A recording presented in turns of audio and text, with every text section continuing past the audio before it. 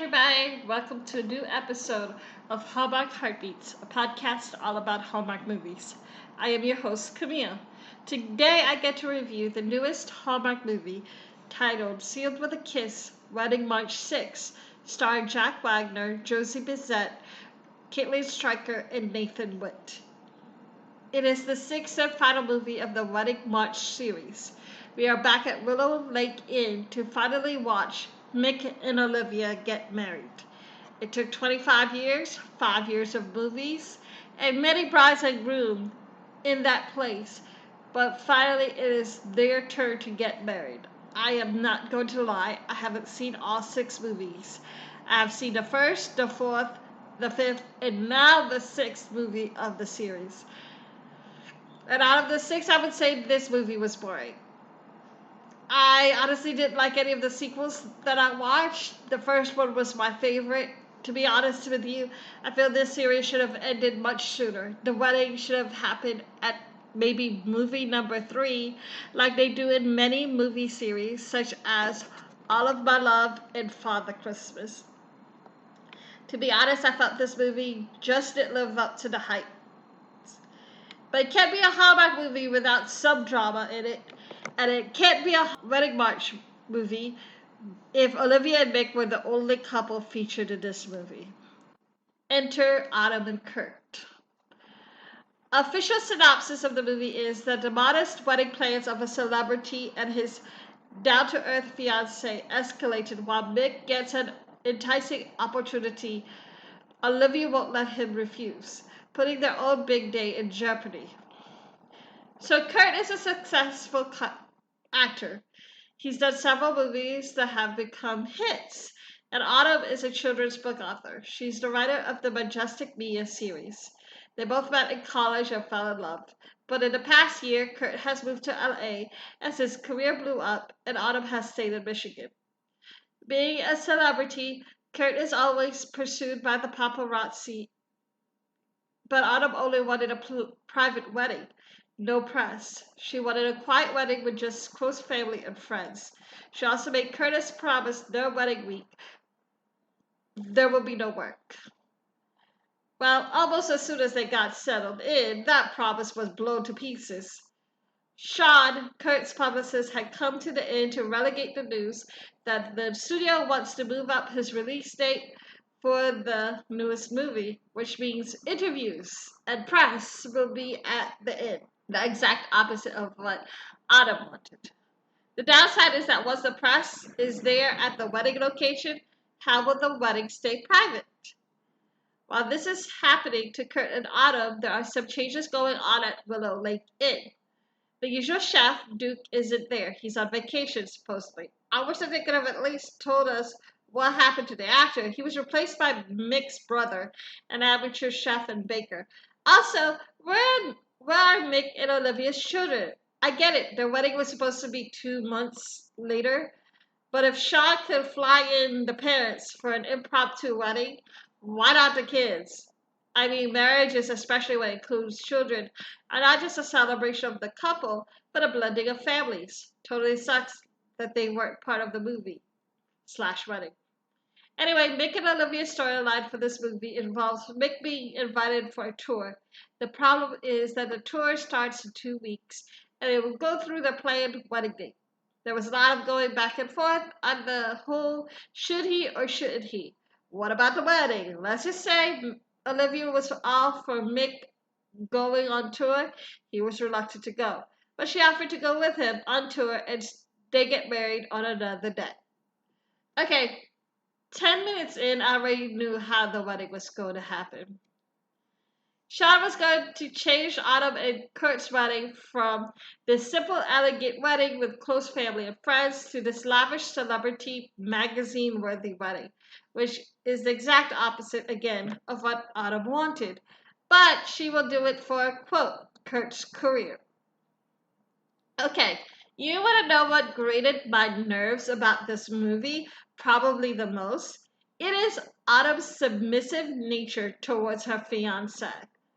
Like, I wanted to throw my phone at her.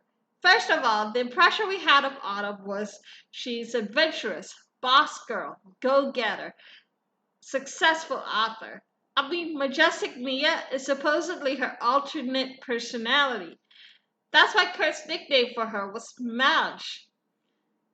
But throughout this movie, this boss babe, gung-ho, adventurous woman turned meek and submissive, letting Sean and Curtis change her dream simple wedding into this lavish, magazine-worthy, nightmarish celebrity wedding, even allowing the press access to her wedding pictures, allowing cast and crew of Kurt's last movie to be part of the wedding, all to help Kurt's career. Do you understand how many eye rolls that got out of me? Autumn and Kurt's best friends also noticed this. One even warned Kurt, just because you can convince someone to do something doesn't mean you should. In other words, listen to your fiancée. She is not happy. The straw that broke Autumn's back and finally let her alter ego out was when Kurt bought the Malibu house without letting her in on the decision. Wanted it as a surprise. To all the men out there, if you want to surprise your significant other, buy a piece of jewelry. Or even a vacation to Hawaii or something. Not a mortgage at a place your fiance wasn't a fan of without telling her. Well, unless you want the wedding canceled anyway. I do have to say, though, that the only good thing coming out of Kurt's surprise was Autumn finally speaking up for herself. Should let Kurt know this wedding that's being planned right now isn't what she wanted.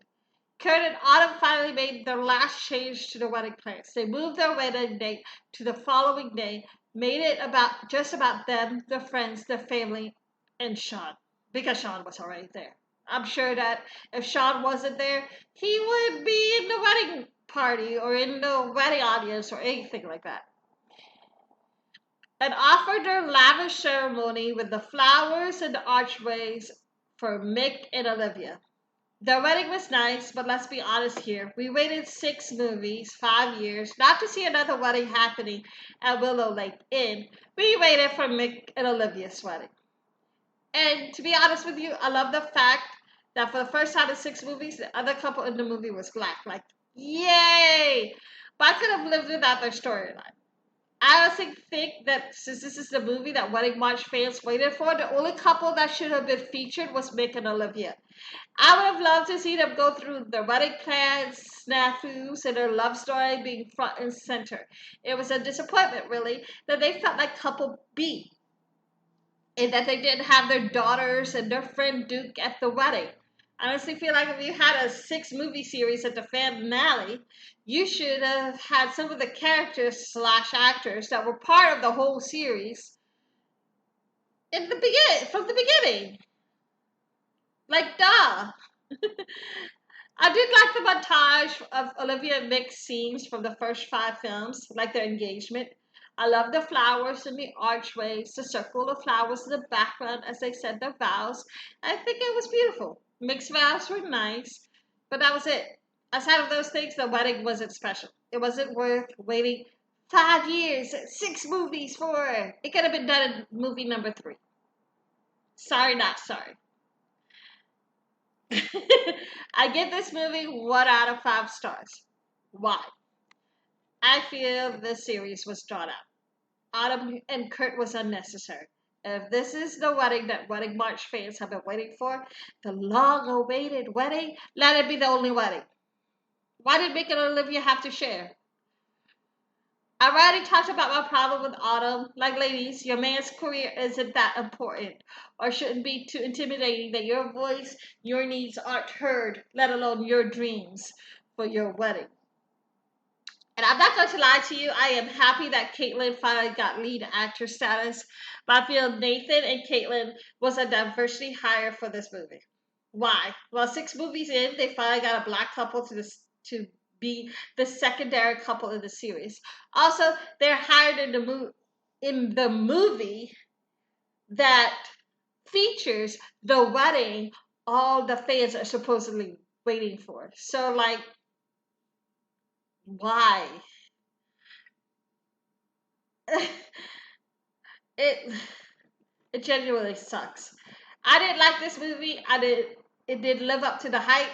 And like I said already, this series slash wedding could and should have ended at movie number 3, like many other Hallmark series before. You can listen to the podcast in all platforms: Apple Podcasts, Google Play, Spotify, iHeartRadio, Tune-in+Alexa, Pandora, and YouTube.